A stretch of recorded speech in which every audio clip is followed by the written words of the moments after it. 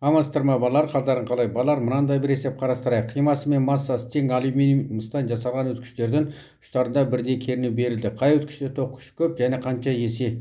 Алдымен сонда ток күшінің формуласын жазайық балалар. Мыс үшін жазайық алдымен. И мыс тізбек бөлігіне арналған омыздан жасаламыз ғой балалар. Ол бөлінген ер мыстың кедергісі. Екінші алюминий үшін жазайық балалар. Ол бөлінген ер алюминий. 2. Енді осылардың қатынасын алып алайық алдымен. И мыстың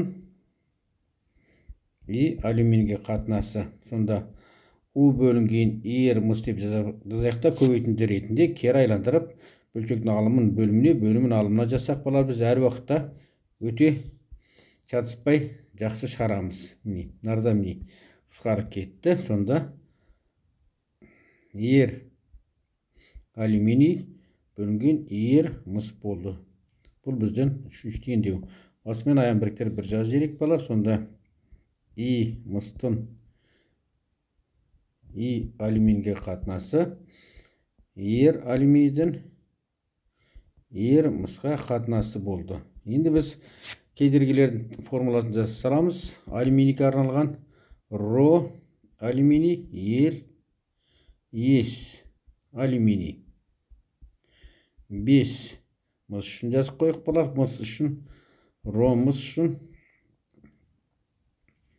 ро мыс ел мыс және ес мыс деген осындай формуланы жаздық. Енді осыны 5 пен 6-ны 4-ке қойып жіберейік. Сонда ары-қарата тағы өрнектеп шығарып алайық.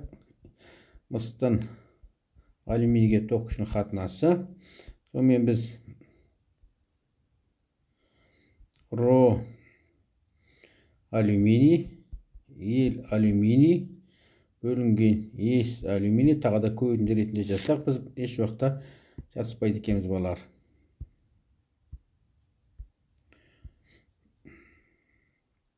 Көбейту ес мыс ро мыс көбейткен ел мыс. Көлденең қимасының аудандары бірдей. Есептің шартында қысқартамызда тағы да ықшамдап жазып аламыз. Сонда біз не қалды балар?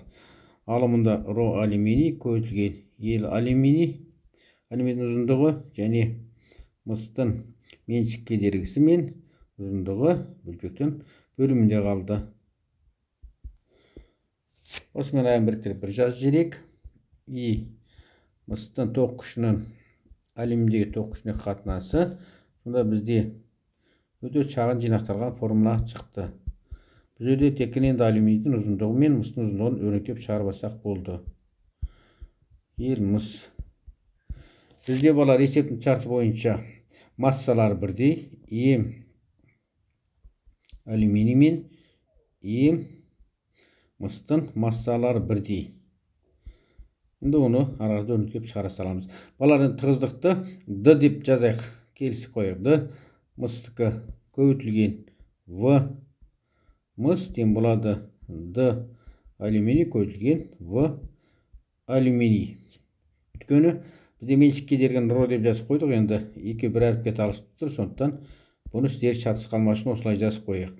Енді бұл жерде көлемді ашып жазып саламыз. Сонымен Д мыс көбейтілген ес мыс көбейтілген ел мыс тең болады Д алюминий көбейтілген ел алюминий көбейтілген ес алюминий. Осы жерден балар кез келген бір өрнектеп шығара салайық.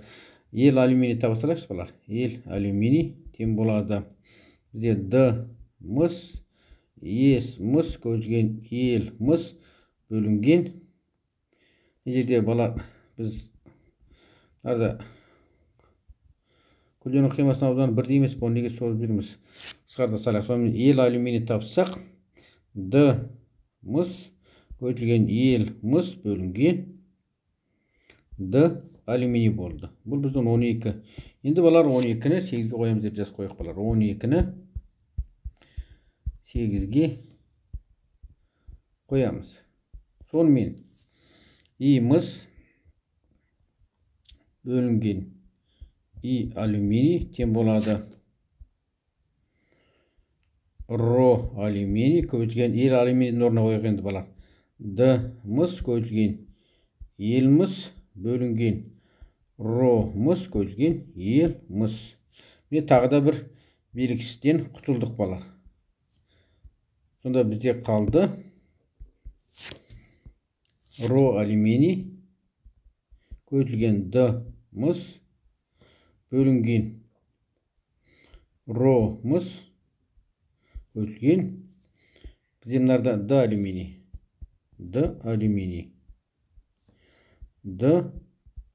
қалды. Сонымен басымен аяғын біріктіріп бір жазып жіберейік бұлар. И мыстың И алюминийге қатынасы ро алюминий көбейтілген д мыс бөлінген ро мыс көбейтілген д алюминий деген осындай бір формуламыз шықты. Енді орнына қойып өрнектеп шығару ғана қалды балар. Сонымен И мыстың И алюминийге қатынасы алюминийдің меншік кедергісі 2,8 10 минус 8 дәресі Ом көбейтілген метр. Мыстың тығыздығын білеміз 8,9 10-ның 3 дәресі килограмм бөлінген метр куб.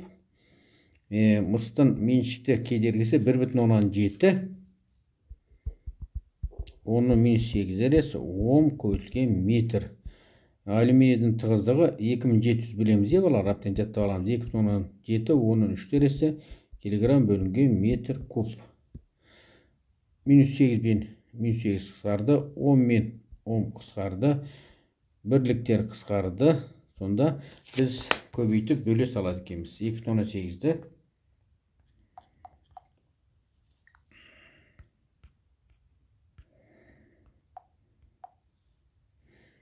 2,8 көбейту 8,9 бөлінген 1,7 бөлінген 2,7. 5,43 есе көп екен. 5,43 есе көп.